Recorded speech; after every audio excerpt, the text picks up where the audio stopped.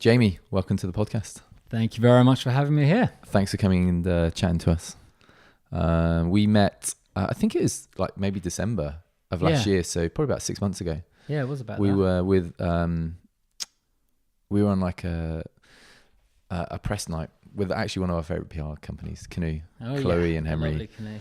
And we all went for a run, a night run around Hampstead, I think it was. Yeah, it was beautiful. Had torches on. Yeah. Which is funny because I now spend lots of time in Hampstead going down to the ponds. Oh, right, okay. Yeah, dipping in the ponds. So I became like pretty familiar with it. But anyway, we got chatting at the end of the night, and I wasn't aware of your story at that stage. And you started to tell me, I was like, dude, we need to like put something down on tape. So maybe actually to kind of give context, you could talk about or explain to people that are listening about the big trip, the trip that started it all off. Do you want to talk about how we got to the big trip, or we come to that afterwards?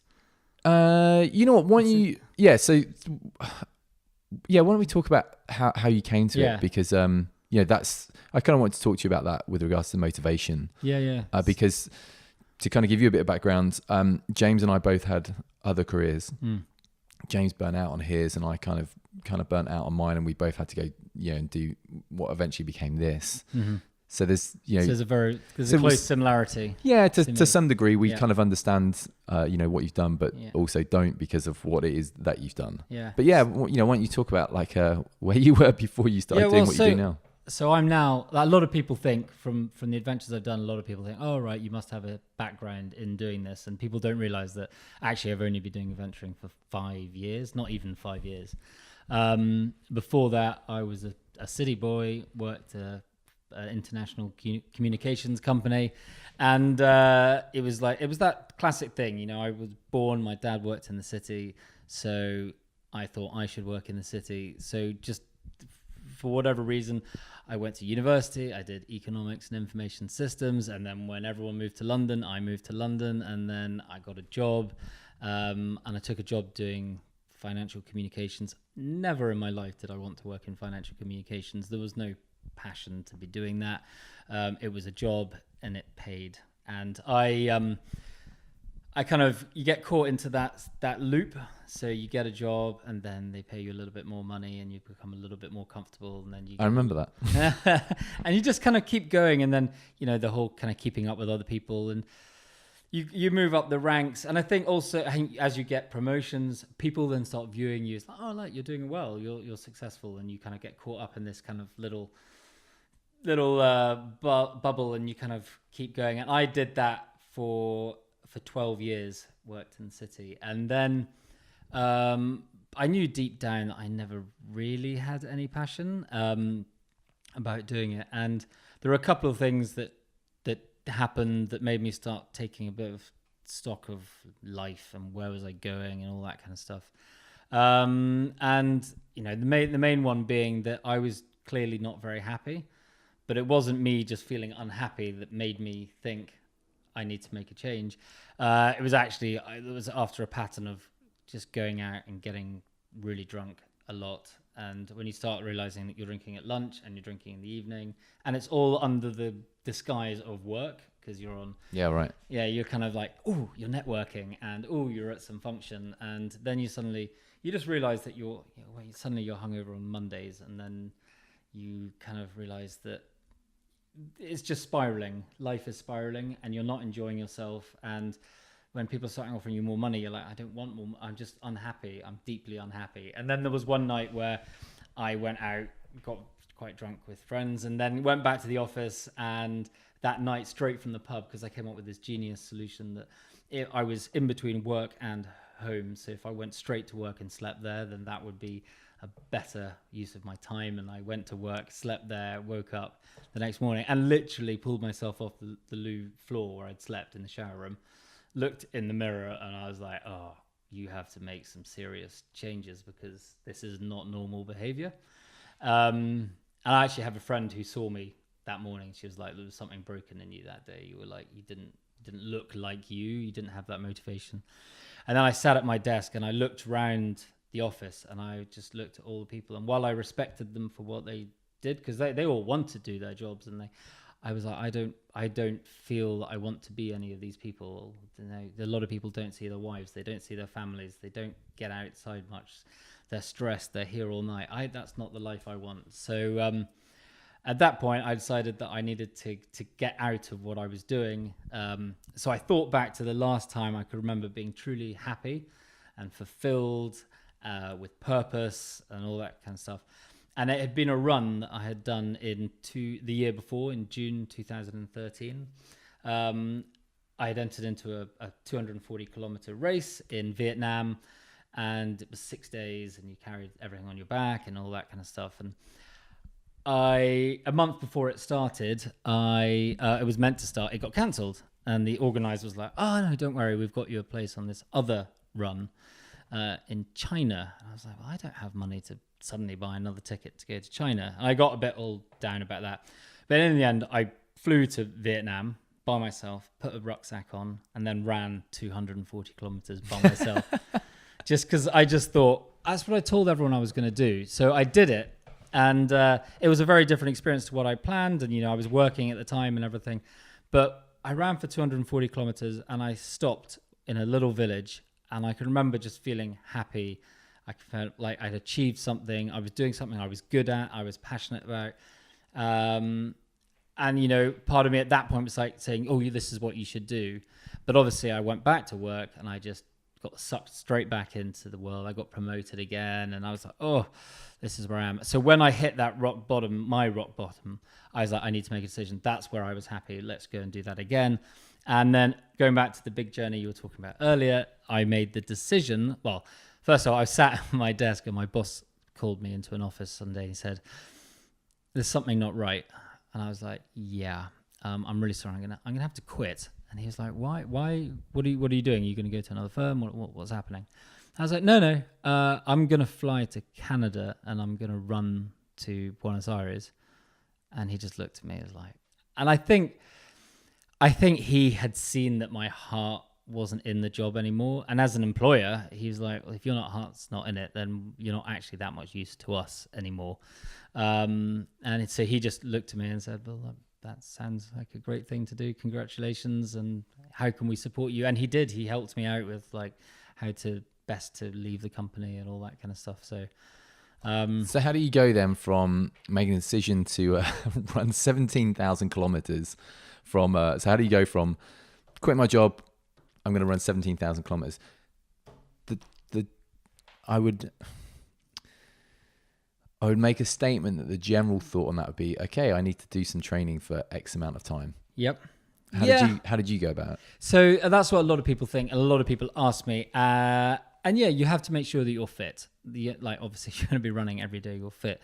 But if you're doing an expedition of that level or an adventure of that level, you don't actually need to do that much training beforehand, because unless you're doing it for like a first or a record or something like that, which is not something it's not an aim of mine. So what I did was like, this is what I want to do. How do I get into that? Right, okay. Let's see if I can run 10K every single day without any breaks for 1 month, and see have I got the commitment to do that? Have I got the ability to do that? Has my body, am I going to get injured? Let's just see. So I kind of did that before I had told my boss. So I kind of had this kind of self-belief that my body was going to be able to do it. And the route I'd chosen in the end had kind of played into the training aspect of it. So I did originally look at, the first thing I thought was, let's run around the world. And then I looked at how much it was going to cost, some of the war zones I was going to have to run through, the logistics, and I wanted to do it solo without a team or anything. So the running around the world didn't really work. And then I looked running down from like John O'Groats to Cape Town, and again through Africa, all a little bit difficult. So then when I looked at America and then started thinking about training, the way in my head I kind of viewed it was that USA was basically where I was going to do my training. Right. So you've pretty got, safe area. It's a safe place to run. You speak the language. It's 2,900 kilometers. And were you down with just being like, it will just happen as it happens. There's no, I have to do this every day, or it's just, Yeah, that was something that changed a little bit along the route, but actually quite quickly. So obviously when you're planning the logistics of it, you start thinking, right, I am going to run X amount of kilometers every single day, and I'm going to have, or 5 days, and I have 2 days off, and this is what I'm going to do. And on this day, I'm going to be here and here and here. And I very quickly realized that is actually a really bad way to plan any kind of expedition, and probably anything in life, I think, in business and that kind of stuff as well, because what you're doing is you are very much limiting yourself to only achieving that amount of distance every single day, and you're not taking into account how your body feels, how your body grows, how your confidence grows. So the distances I was thinking at the beginning was running 30 kilometers every day for 600 days was the kind of original plan. The last 28 days of my expedition, I was running 58 kilometers every single day. Wow. And when the original plan was 4 days off, 2 days, 4 days on, 2 days off. And by the end, I did 28 days straight. In 40-degree heat. And so, if you limit yourself to a certain amount of kilometers or whatever it is you're trying to achieve, then that's all you achieve. And you either are going to push yourself too hard that you're going to injure yourself, or you're going to limit yourself every single day. So everything I approach, the whole of logistics, I never really plan more than 2 days ahead. Right, so right. All I needed to know is there somewhere I can buy food, and is there somewhere I can get water? I had enough food normally to last me 2 or 3 days. I had enough water, all that. I had my tent, I had my cooker, so I didn't need to. And so on this particular run, we should explain also that you were pushing all of your. Oh yeah, a lot of people assume that I had like a backup vehicle following me. No, I looked on the internet when I was like, oh yeah, how do you run like really long distances solo and self-supported? And I picked up a couple of people who had used a baby stroller. I think Jamie McDonald, the guy who ran across Canada, he used a baby stroller, and it was given to him while he was doing it. So I approached Thule and in America, and they sent me a baby stroller. So I had a big baby stroller, unmodified. I had tent, sleeping bag, food, computer, all that kind of stuff. And it ranged from about 35 to 50 kilos, depending on where I was. Because, when you're running down through America, you don't need to push as much stuff as when you're running across the Andes in Chile. Because you need water for much more days, you need food for more days, you need different clothes and all that kind of stuff. So how does your body feel when you're doing it? Did it take just over a year? Is that right? It took, so I like to say it's 367 running days. Okay. But because I'm very much, because this is a passion thing, this is not anything else. I had to come home for a month because my sister was getting married, and there's no way I was selfishly, she got engaged while I was on the adventure and planned the marriage while I was away. So, but there was no way I would sacrifice not being at my sister's wedding for the sake of an adventure. So I came, so it took about 15 months, 15 months to do the whole thing. How does your, it's almost a ridiculous question to say, how does your body feel? Because it's over a 15-month period, but how did your body feel at the beginning? How did your body feel in the middle? How's the body feel in the end? It's the injury thing. I know that you said you didn't really pick up that many injuries, which kind of seems quite incredible. No, I think it's weird. So I had injuries, I would think probably 1, 2, 3 times on the trip that I would say is kind of proper injuries. And that was... So originally, I did have a plan. I was like, right, on the first day, we're going to run 15 kilometers, and then we're going to stop. And then day 2, we'll do 20, and we'll build up slowly. Day 1, I did 42 kilometers and felt amazing. Day 2, did 50 kilometers. Day 3, I could hardly walk. My Achilles blew up, and I was like, oh, crap. Have I just quit my job, rented my flat out, moved to America just to injure myself within the first 2-3 days of this adventure? I kind of... What do you do then? What do you do on day 3 when your Achilles is blown up? You've got another year, 18 months ahead of you. What's going through the mind at that stage? Like, how do you deal with that and move through it? Sensible people who contacted me online and stuff would say you need to rest, you need to ice, you need to do all this stuff. I had set out to do something. When I say I'm going to do something in the adventure world, I pretty much will do it. And so I just have a mental focus that I will carry on doing what I'm doing. And I've had other experience of that going forward. But for this, I was like, right, okay, I have something wrong with my Achilles. I have 2 pairs of running shoes, because I like to have 2 pairs of running shoes. So you're not running the same shoes every day. Right. So you have a different kind of running pattern. Right. And mentally, you tell yourself that 1 pair of shoes was better for hills. And it right. just would give you that when you get to hills, the big hills, you change your shoes and you just that mental lift. So when I was injured, I had 2 pairs of shoes. I'd swap the shoes and then I put insoles in. So it basically turned 2 pairs of shoes into 4 pairs of shoes. And I just keep changing the shoes. Right. And I told myself that if I had to walk, crawl, whatever, I was going to keep going. That's what I said I would do. And yeah, that's what I did. And I didn't let it affect me too much mentally, because the first one hit me a little bit, but once I recovered from it and realized I could recover from it, the next time I was injured was when I had to take some time off to hitchhike across the Sea of Cortez down in Mexico. I had to take 2 weeks off, and I didn't do any running in that 2 weeks, and then started running again, had the exact same injury. Right. Then had the exact same injury when I'd been home from my sister's wedding and hadn't really run. So it was that kind of like, once you've had the injury and you've recovered from it once, you're going to recover from it again. So yeah, okay. You kind of, you hit by it and you're like, oh, but that's an interesting mindset, because I guess some people would look at that as saying, I've got this injury, I'm going to get it again, as opposed to I'm going to get over it. Oh, no. So a lot of people, one of the questions people asked me is, did you ever think you were going to fail? An injury is the best link into that. And that is just like, no, like that word never. Well, it depends how you interpret the word fail and failure, because a lot of people. So failure to a lot of people is a negative thing. It's like if you fail, you've done badly, or you're not good enough, or it's the end. For me, failure. I treated failure I had a very close relationship with failure. I kind of understood it before I started. So I set myself success barriers before I started. Yeah. So quitting my job was success. Getting to Canada was success. Running the length of America was success.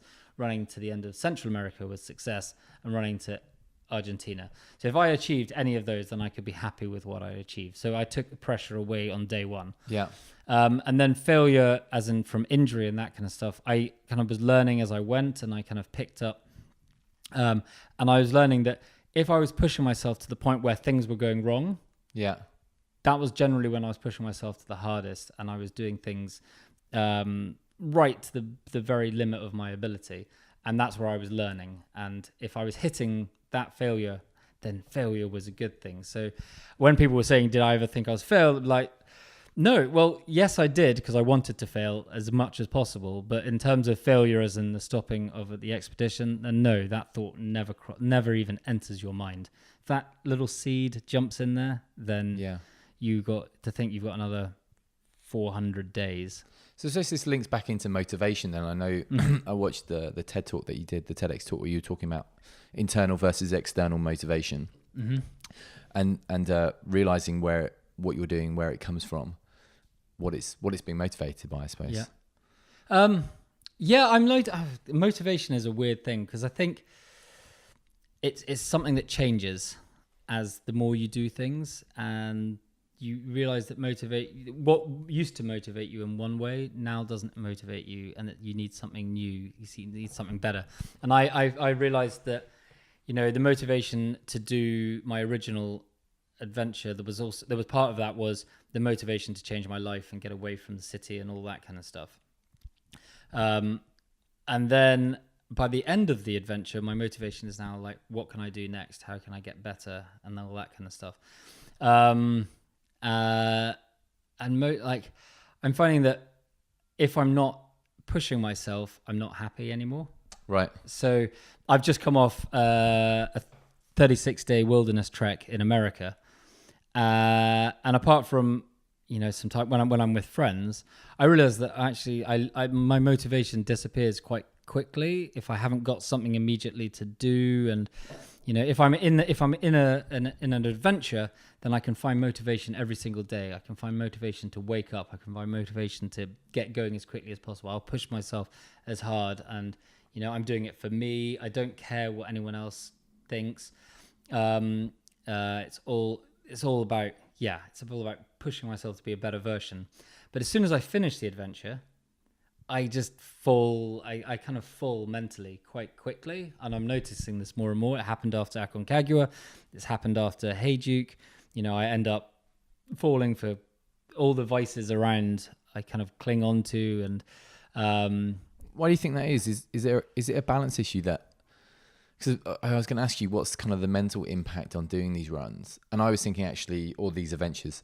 I was thinking specifically with regards to the mental impact whilst you're on them, because obviously, undoubtedly you have huge amounts of alone time. Yeah. But then actually the question becomes, from what you were just saying now, what's the mental impact post the run? Yeah. So as you said, there's the kind of on the adventure and off the adventure. When I did running the Americas, I was much better at dealing with the off adventure side of that, because I had spoken to people who had done big adventures, and one of the things they flagged was when you get back, you'll get depressed because you were doing something epic, and now you're not. You're now just sitting, and what happens is all your friends want to go out for a drink with you. So you end up going out for drinks every single night, telling people your stories. You end up getting drunk every single night, and you get into this cycle. And the more you're back to where you began. Yeah, you're back to where you began. But also you're drinking, and then you feel bad the next day, and then you start doubting yourself, and you start thinking, and then you go drinking again. You get into this horrible little... and I know it's happened to lots of people. So when I did the Americas, I quit running halfway through. Quit drinking halfway through. And then when I got back to London, I actually said, look, guys, I'm not going to drink, because I've seen that this is a negative when you get back. And I didn't drink for 9 months afterwards. And that allowed me to stay focused, allowed me to stay motivated. And I was actually taking on new challenges straight away when I got back. But then obviously started drinking again, not excessively or anything like that. But then you realize now the more I do adventures, I've got a kind of shorter adventure with a shorter turnaround in between. You have this period of extreme discipline followed by a short period of complete debauchery, and then you kind of go back into training mode. Yeah. And so is it like a balancing of the yin and yang, let's say, where it's you need the other to support the beginning. You need you need both of them basically. No, I wish I think part of my, every time I do an adventure, there are things you learn, and I'm learning now that I have to get better at the balance of, when I look at an adventure, I think how happy I was, how clear-minded I was, how positive and all that kind of stuff. And then I come back and I get sucked into a world where I'm not as happy, I'm not as balanced, and I consciously know that I'm doing it, but I'm not, at the moment, I haven't developed the strength enough to stop myself doing it.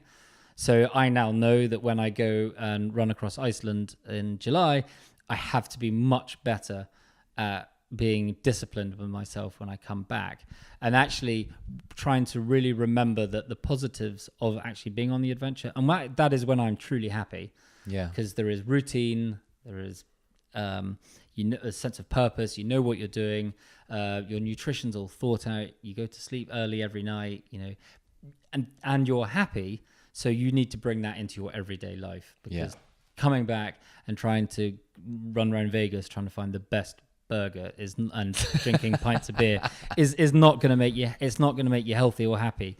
Well, this is really interesting.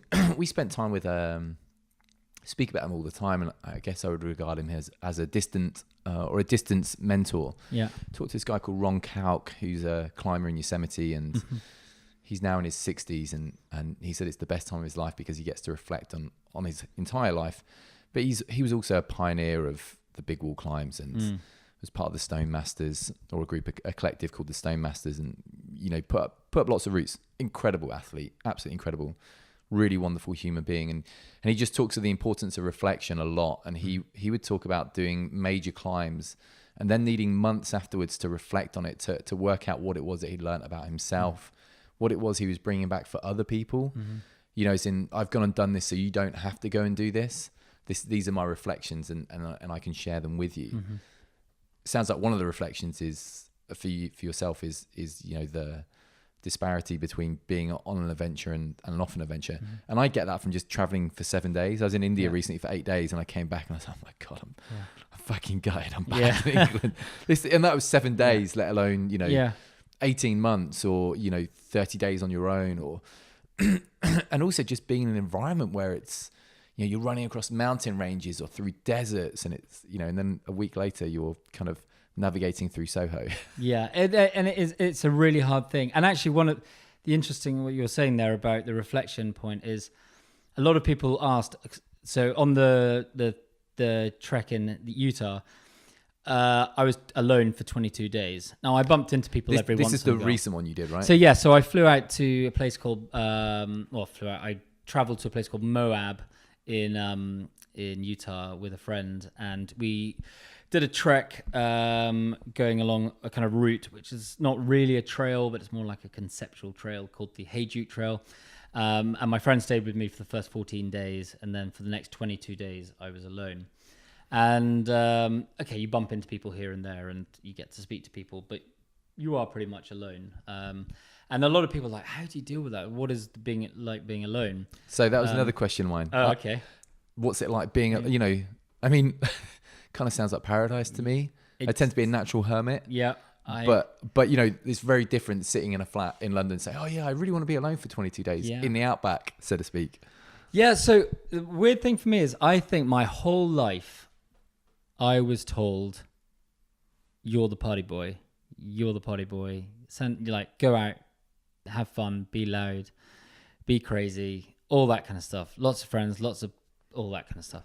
So I did that because that's what I was programmed into thinking. That's what I was meant to do, and that's who I was, because that's what I'd been told.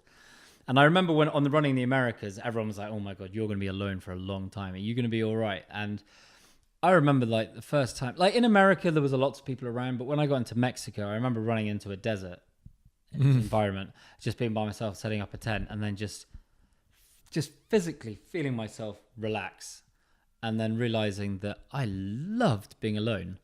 Alone was a time where I just felt comfortable with myself, and and from that point on, I've sought out being alone. I now live alone in a house by myself, and I'm not married. I don't have any kids or all that kind of stuff. So there are negative sides to it, because being alone means you are alone. But it's a very difficult. I haven't quite, as you were saying, it takes months to reflect on something. Loneliness is something I'm trying to. So there's being lonely, there's loneliness, there's solitude, and all these kind of things. So when I was on 22 days alone, I realized that there's a cycle that I go through. I know everyone's different, but when you're alone by yourself in a beautiful place, the first thing that happens is inhibitions go. All the things like you wouldn't do in society. You wouldn't dance as you walk down the street. You wouldn't sing. You don't talk to yourself. But when you're in the middle of nowhere, you're like, oh my God, this is amazing. You start singing and you start dancing, you like backpack on, and you're just happy. And there's that sense of elation of being alone. Then there's the kind of fear sets in, and you're like, oh crap, I am in the middle of a desert by myself for the next 20 odd days. Do I have the skills? Am I good enough? A lot of questioning going on, like, oh my God, I'm like, this is stress and anxiety kicks in. And then as you go on, you realize that you can do it. You can achieve it. And every day you're learning and you're getting better and you're getting stronger. So you suddenly become confident, and your confidence grows, and you start getting happy and you're enjoying it. And then after that, you start having a lot of time to like think about what you've done in your past. And that's when you start dragging things up, like all the decisions, all these things I've did that I'm not proud of. Yeah. Why did I do these? What was it that triggered me to do these? And you patterns start forming, and you start digging deeper into your life, and that brings you down again. And then you think, right, okay, I can't look back. I need to look forward. It's all about forward. So then you start thinking, right, okay, I'm taking all this I've got this new confidence and I realize I've done some things wrong. Now I need to think about how do I develop my life going forward to become a better person, to be better at what I do, to be more present, to like, who have I ignored? Who should I be contacting more, and all that kind of stuff. And then you go through that whole kind of intentions. All these intentions come along. And then I found the one thing I found really weird in this world of connectivity is I think it was 15 days. It was the longest I went without any signal. And, you know, I had a little sister who's pregnant, and you know, my parents living in France, and my brothers, I had got kids and all this around the world. And I'm like, wow, none of them know where I am really. They have a tracker, which apparently doesn't work very well. Anything could happen to any of those people and I wouldn't be there. So you suddenly get this huge sense of guilt that you've been away. This solitude that you've sought and you've processed through, when you get to the end, you start feeling guilty because you're like, wow, this is all about me. What about all the people who I care about? And I think you want to contact. So you get that kind of want to be alone, and then you end up wanting to reach out to these people. So actually, for me, it happened perfectly, because when I got to that part of the cycle, I got internet connection, and then I got to know that my sister was fine, and I spoke to my mother, and I had friends. And I think that's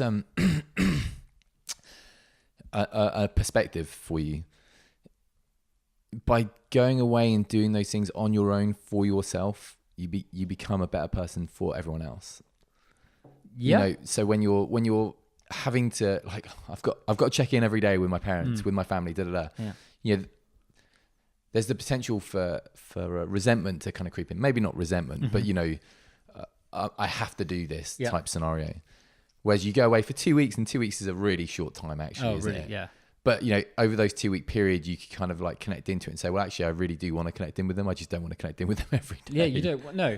But it's like, you know, by doing the stuff for yourself, you actually end up doing it for everyone else as well. No, it does come back. And also, you know, one of the things you while you're feeling guilty, there's a lot of times when you're feeling guilty, or you don't feel you're checking in enough, and you don't, you know, that's all self-important stuff, because most of the people who you're like, oh my God, people don't know where I am. I haven't checked in on my Instagram. I haven't done this. And like, actually, most people don't care, because they've got their own lives to care about. And there's that massive self-importance thing.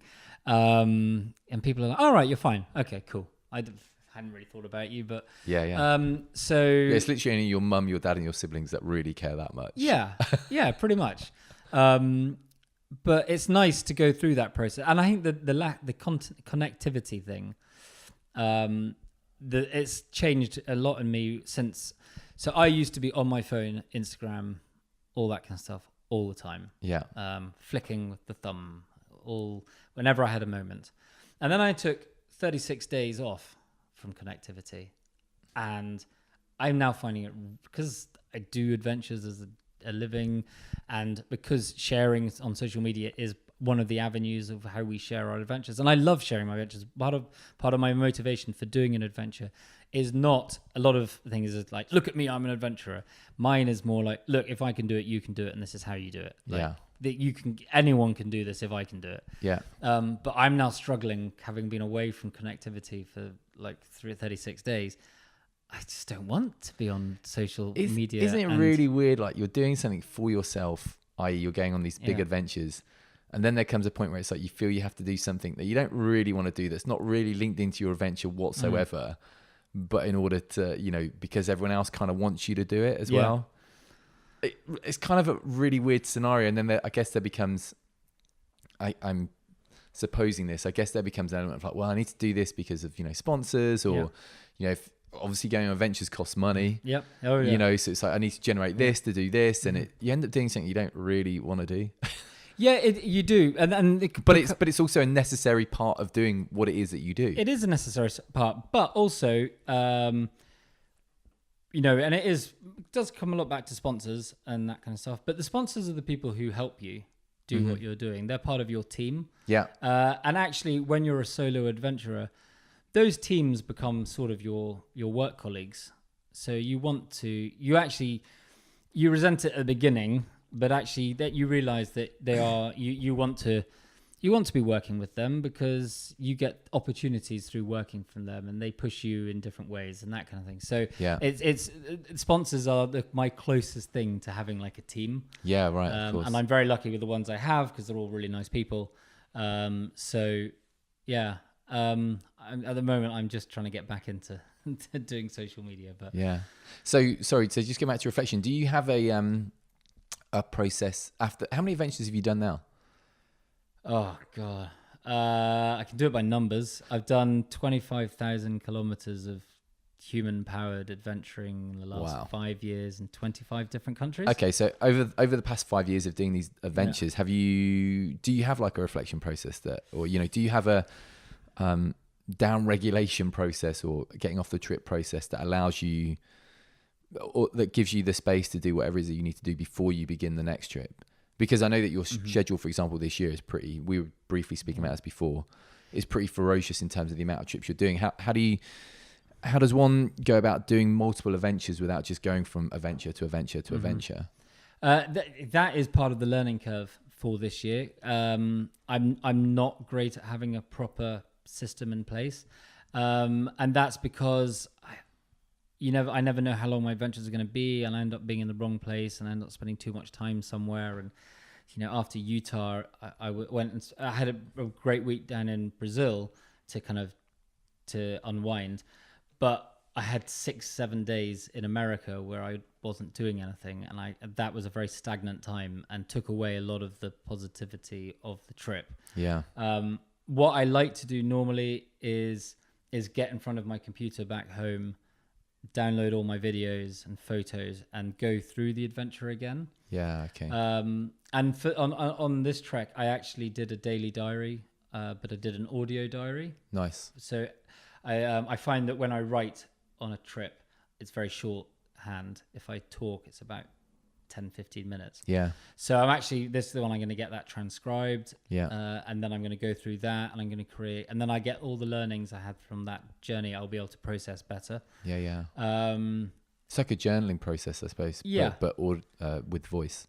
It is, yeah, very much. But so the reflection is something I probably have not in the past been the deepest of people. Yeah. When it comes to this kind of stuff. I'm not saying I'm like a shallow person, but I like digging deep into myself is not something I've done that much. And actually doing the last couple of treks with Al, he's a much more spiritual guy. He's a yoga guy. And he's taught me a lot about being present and about being more like thinking of the universe and like, doing things, not thinking that you have to do it this way, but just like the universe will it'll all unfold. And I'm getting better at that. So I'm starting to learn to be just let life just take its pace. I know I can physically do what I need to do. I have a self-confidence in that, self-belief. I will run across Iceland. I will cycle across Australia. I will run the length of Madagascar. These things will happen. So So 2 questions. What are the trips that you're doing this year? There seems to be quite a solid why for the very first trip that you did. Does the why has the why changed for all future trips? So after I did the running the Americas, I came back and I went and did a running adventure. And then I did another running adventure. And then I sat there going, so I'm basically proving to people and myself that I can do something smaller than I've already proved that I can do, and I'm pretty good at. So where's the benefit in that? Why am I doing this? What am I getting out of it? So I basically now try to choose my adventures with there has to be a learning curve. There has to be a new challenge met. To give it purpose. So this year, for example, Aconcagua was the first adventure I did. I'd never climbed a mountain before, so I chose Aconcagua. It's the highest mountain in the southern and western hemisphere. Which is where? Which is in Argentina. Right. And it was a massive. I'd never done that before, so that was mountaineering / trekking. And that was a huge sense of achievement to me, to the point where I was on top of Aconcagua, having climbed for, I think it was about 11 days. And I sat down looking out over the view, and I just started crying. And that was, I didn't feel like I was going to cry. It just happened, and I was sitting there wiping tears off my face because I'd achieved something huge that I hadn't done before, and I'd pushed myself, and I pushed the boundary of my capability a bit further through hiking. So doing the part of the Hajdrecht Trail, I'd never done through hiking before. And the reason I chose that trail is because when you look up the Hajdrecht Trail, it says don't do this unless you're very good at through hiking. I was like, never done that before, so that's that's going to test me. It's going to push me. And then things like running across Iceland, I'm doing it in a different way than the way I've done other runs. I'm doing it with a different camping strategy. I'm doing it a different sleeping strategy, different food. So I like everything has to be to learn. I don't want to just do stuff for the sake. So that's the motivation, learning. Essentially. Yeah, it's learning. It's following my passion, learning, developing new skills. And I'm very, very fortunate because a lot of people who do this kind of stuff get asked to do stuff or get told to do stuff. I get to choose my own adventures, and everyone gets behind me so that I'm very fortunate that way. Right. How do you can you do adventures for the rest of your life? I mean, I don't mean to sound facetious. Yeah. But it's, like next year, will you do like another 6 adventures, and then the year after you do another 6, and the year after you do another 6, and the year after you do another 6? Do you continue to adventures for the rest of your life, or yeah? What's have you even you sound like my dad? No, my dad's actually very supportive. And you know what? I mean, amazing, because I think that's kind of what a lot. I would certainly love to do major adventures, and we do a lot of adventures every year. I'm just kind of intrigued, really. I guess maybe it's even a question to self. Of not when are you going to stop? Yeah. But like, when does James got asked? James was really into running, and he was doing runs up in like marathons in the Lake District and stuff, and I was doing triathlons, and we both kind of got asked a similar question of like, well, what are you running from, or well, what are you going to do next? Like, you've achieved what it is that you want to achieve. Like, what are you going to do next with it? And it kind of really stopped me in my tracks and stopped him in his tracks. I guess it's just a pondering open question. Yeah, no, and it's a question that I ponder as well. So one of the biggest risks I have is getting injured, and that's partly again why I'm branching out to do cycling, running, trekking, mountaineering. I'm going to bring swimming in, so if I get injured in one, I can focus on another. Age is not that much. As long as you've got your health, it's not a barrier. When I've been doing adventures, I've met 69-year-old Austrian guys cycling around the world, sleeping in tents every night. Amazing. It's doable to it. That's not a question. But one of the things is it's very exhausting on your mentally and physically. So you do need to take time out. You can't just carry on churning out. And it's also like anything. If you start doing it too much, you're not going to enjoy it. So you have to be able to make sure it's always going to be fresh and it's always going to be I suppose it talks to the importance of not just, in your case, not just doing running ones all the time. Yeah. So it's like that choice and variety and all that kind of stuff. So, yeah, but also there is a part of me that wants to create something that is going to last longer than me. Yeah. So is that, I'm trying to write books at the moment. Everyone you do an adventure, everyone's like, oh, you're going to write a book. It's like, writing a book's bloody difficult. It's more difficult than actually doing the adventure. You need proper time to sit down and just write. It's basically an adventure itself, isn't it? It's sitting down and going, okay, well, 3 months of writing every day. And people are sitting there going, oh, right, where's your book? You said it was going to be done. And I was like, yeah, but everyone thinks I haven't written it. The problem is I've written 160,000 words and you're meant to be handing in 90. Yeah. How do you take that? So I'm working with an editor to get that done. But so like there's books and then there's like training and there's like, I did 12 years of PR. I've got the skills. Maybe I do some PR stuff. Maybe I start blending in and actually start trying to help other people do adventures. Yeah. Then there's like the charity aspect of trying to increase diversity in sport, in adventure, because it is a very niche kind of group that do adventures at the moment. I've got a house with spare rooms. Can I turn that into a business?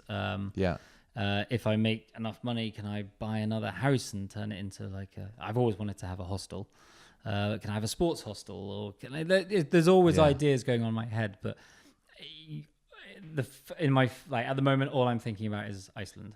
I don't even think about Australia. So let's talk about So one of the questions I was asking you earlier on was we were talking about training. Yep. The questions in the podcast and before the podcast.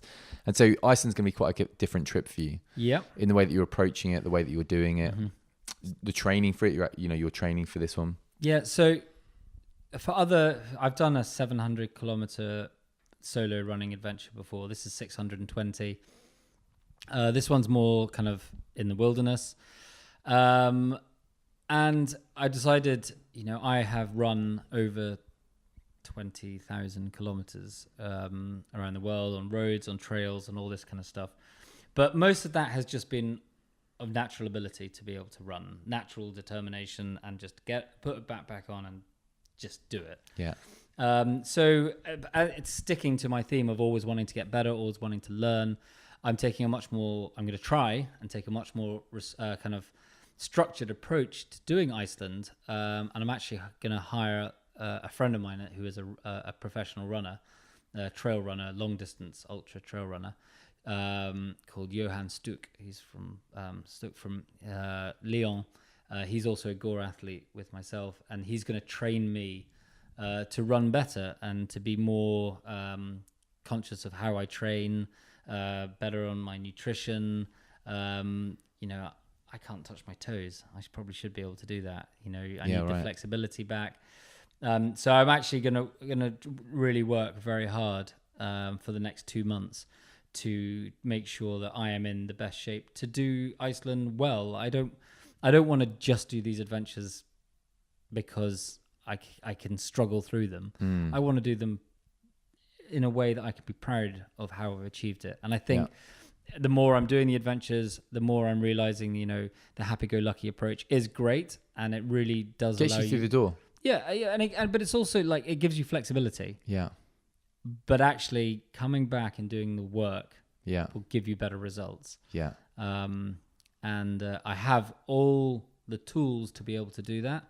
It's the only barrier between achieving it is me saying I can't be bothered, or I'll just do it my way. Or do you think the happy-go-lucky thing is an important first step of doing anything? I kind of talk a lot of bringing naivety into decision making. Mm-hmm. When you're naive, when you decide to do something big and you're naive, it kind of allows it to happen because you haven't put so much research into it that you've found all the obstacles that can stop you. Yeah. And so you end up doing it. And so I'm wondering if that is a really important first step to doing anything, because once you've proven to yourself that you can do it, then it's not as fearful if you put the research in and you start finding all these obstacles, because you're like, well, I've already done it. Yeah. I've already done something similar, It's really interesting. So Al, who I did Aconcagua with, we realized we had this different approach. I don't research. I have not even planned my route. So I told everyone I'm running across Iceland. I haven't even picked a route yet. I'm doing it in 2 months. I don't know anything. I will take it as it comes. Al, when we did Aconcagua was exactly the same. I did no research, just like we'll get there and we'll figure it out. Yeah. Al had read everything and had watched videos and about boots and which boots should you wear and which are the best boots and and he found it was like freaking him out, and I was like completely calm. And I think that when I was running the Americas, all I thought about was, can I get through the day? It's all I need to be able to get through. But people who were looking at what I was doing were going, you can't do that. I was like, why can't I run? Why can't I do it? And they were like, well, you can't run across the Andes. It's impossible. It's like 4,800 meters. That's far too high. It is not possible.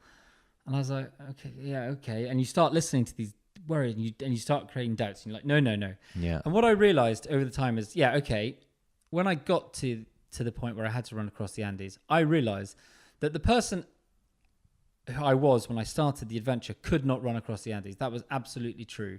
If you view yourself always as the person at the start, and that's all you allow yourself to be, then that's all you'll achieve. But I had run 12,000 kilometers across 11 countries or something. I'd run over little mountains, I'd run over big mountains, and I had told myself every single day that I was running across the Andes, and everything I had to do every day was working towards that challenge.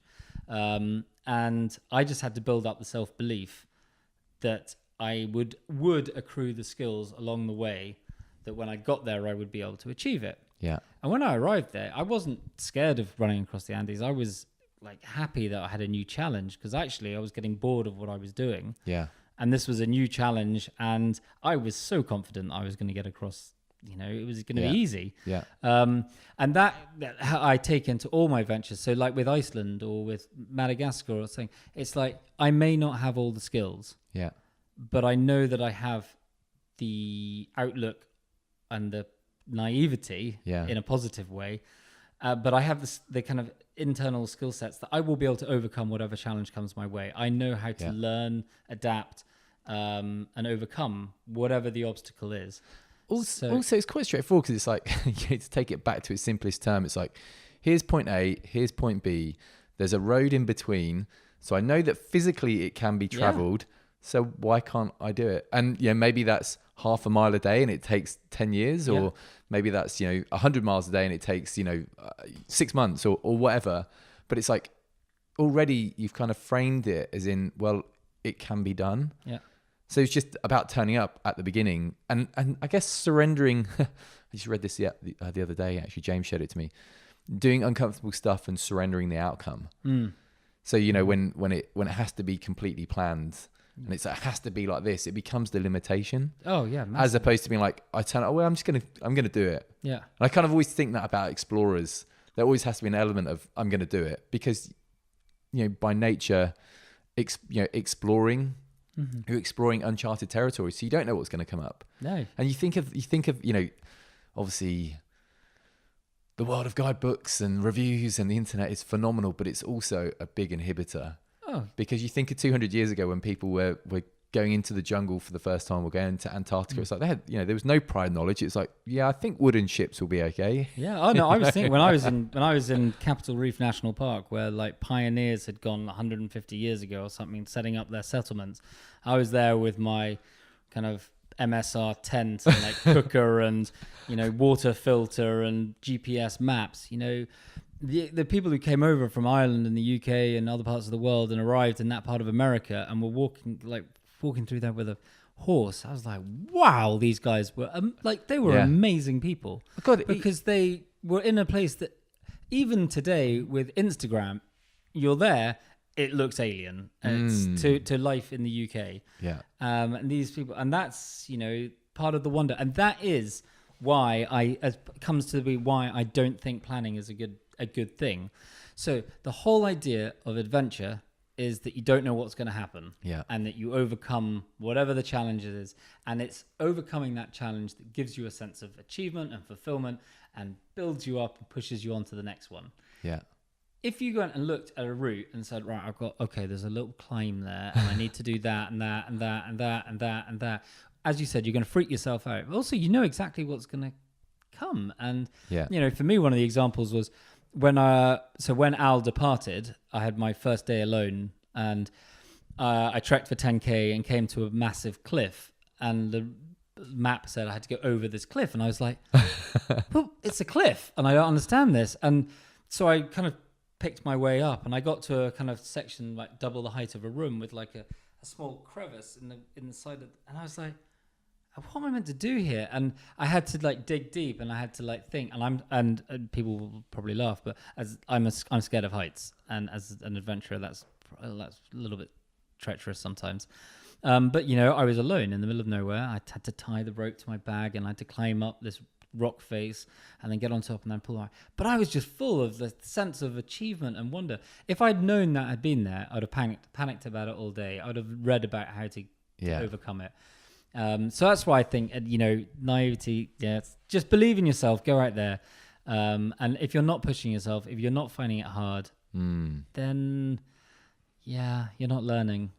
And so with the Iceland trip you were saying earlier on, you're going to take a slightly different approach. You're going to do 4 hours on, 4 Yeah, hours so off? so that's the other thing I'm going to do differently. So I'm running in July, so the daylight will be, apparently, I actually still have to research this, but apparently it'll be pretty much light most of the day. So normally I would run like 3 sections during the day, like morning, then have some food, then lunch, and then have some, and just kind of go through that, and then camp, and then sleep. Probably for like 12, 13 hours, and then get up the next day and do it again. Yeah. What I'm going to try and do in Iceland is run kind of 4 hours, and this will change depending on how my body reacts, but run for 4 hours. And rather than just stop, eat, and then carry on again, I'm actually going to set up, go to sleep for 3-4 hours, then get up, and then just do that as a like take a cycle. away the idea of day and night, Yeah. and just turn it into running and recovery, run recovery. And I think, it's a way. I don't know if it's going to work. Yeah. But fuck, it'll be fun just to try it, man. It's an experiment. You'll try it for a few days, and either you'll feel great or you won't. And if you don't, then you won't do it. And if you do, then you'll keep doing it. And maybe you stumble upon a way that you're even better at running than you thought you were, and suddenly I'll be doing other crazy runs, because I got a lot of plans in my head. So what the adventures you're doing this year? So July I'm doing. So you've done Aconcagua. I've done Aconcagua, which is one of the 7 summits. Yeah. And I will. One of the 7 summits. 7 summits. So the highest summits on each continent. Okay. So for South America, this is the highest, 6,962 meters, which is really high. Assuming I think the highest mountain I had climbed. I'd run over the Andes at 4,800, but mountain peak I think we'd done was about 2,877. Wow. So a lot less. And when you're getting up to like 6,000 meters, there really isn't that much oxygen.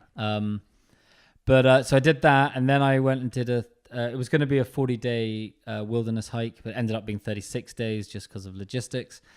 Then I'm doing Iceland, and then I come back and I'm going to fly to Melbourne and cycle to Darwin.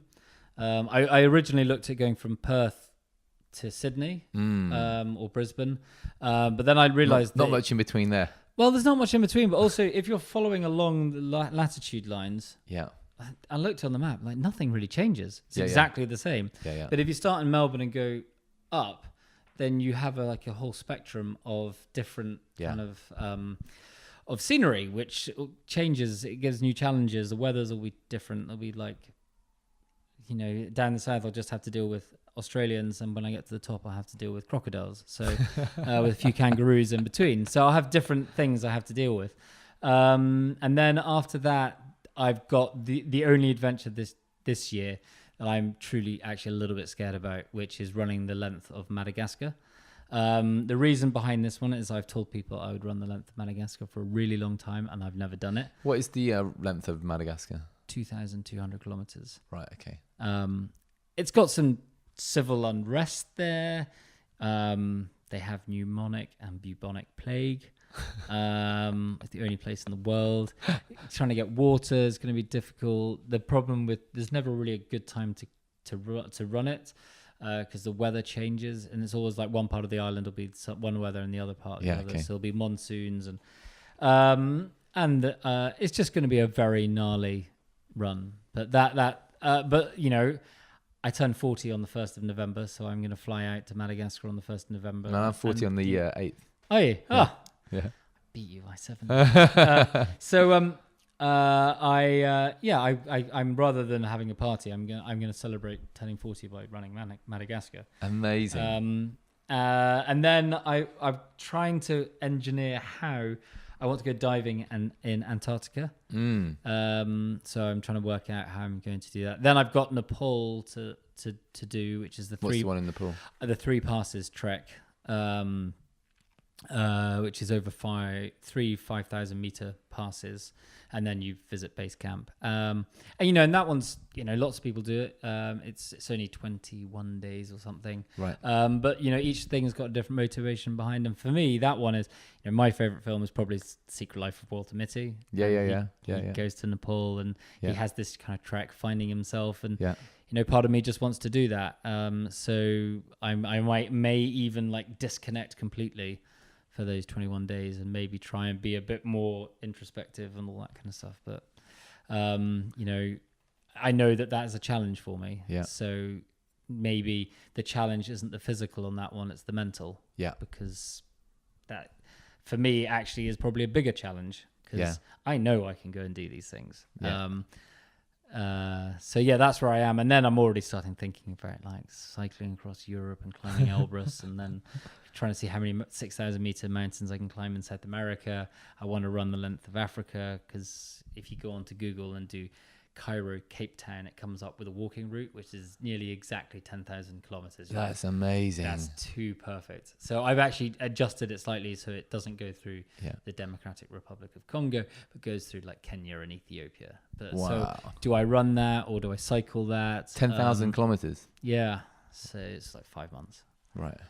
That's amazing. Yeah. So like I in my mind, and you know, last year I wanted to swim the Thames and I didn't because it didn't rain last summer. Right. And you're going to get leptospirosis probably anyway. And I wasn't going to jump in a even dirtier Thames. Yeah. So, you know, if I tell people I'm going to do something, I want to do it. Yeah. I may not always do it when I say I'm going to do it, but it's coming eventually. It sits in my mind going, I've told people I'm going to do this. I have to do it. James wants to drive, wants us to drive. I'll be up for it, but I'm not sure how we could do it from England to India. But of course, you've got to go through Afghan, Iraq, Iran. Yeah. After the podcast, I'll give you a name of a guy who drove to Australia.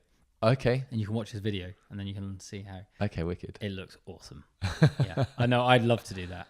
There's some great tales. I mean, I can't remember the names now. I remember reading a book of an American guy who kind of turned up in England and somehow found his way, like, traveling from England down to India and kind of getting to Afghanistan. This must have been like in the 60s and kind of couldn't get in. And then I think Paramasana Yogananda also, a yogi, kind of drove part of the way, or he took a Rolls Royce down to India or something. Anyway, but just kind of that trip would be amazing. Well, you know, I think we've got in our side of the world, we think these places are all dangerous, but because of what we see on the news. But actually, in their religion over there, looking after foreigners is a massive.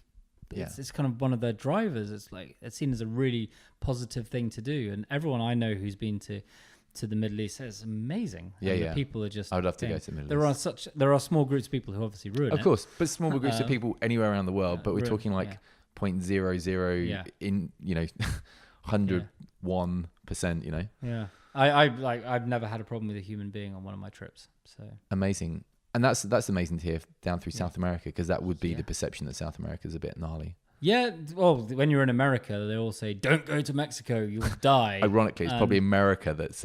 Oh yeah, but like they're saying, "Don't go, don't go, don't go. It's dangerous. It's dangerous." You'll, and it does seep into you. You start believing it a little bit, but when you get to Mexico, they're like, "Oh, don't go to Guatemala," and you're like, "Why?" No, "Oh, it's really dangerous." And you get to Guatemala, and they're like, don't go to El Salvador. And you're like, wow, everyone seems to hate their neighbors. But there's always this perception. Like everyone has this kind of idea that the people next door are dangerous and are scary. But actually, most of the time... Inherently, the world is full of good people. Oh, yeah. People want to help each other. Yeah. And it's just kind of allowing yourself to believe that and not be kind of swayed by the news and so on and so forth. Yeah. I mean, I found that with all my different adventures, you know, always come across amazing people that always want to help you out in one way or another. The world is a great and beautiful place. Yeah. We've just got to keep it looking beautiful, because it is very sad. Even places like in these national parks in America, where you just see you're standing in these beautiful arches and there's a cut in the rock, and you look down the cut and there's plastic bottles, and you're like, these plastic bottles are going to be here when all these rocks have eroded away.